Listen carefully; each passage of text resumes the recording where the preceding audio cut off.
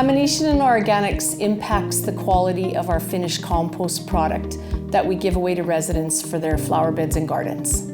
Simple rules: keep all glass, metal, and plastic out of your green bin. All your leaf and yard waste can go in your organics bin. If it fits in the bin, it can go in there. Larger trees and branches can be brought to the landfill and taken to our branch pile.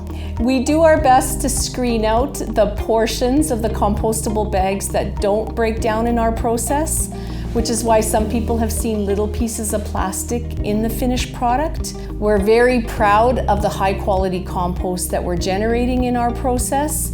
It's what the federal government calls Category A compost, which has unrestricted uses. Our compost currently is being used on farmland in the region, in gardens and flower beds in the region, and we've got some landscapers who love our product for their landscaping projects.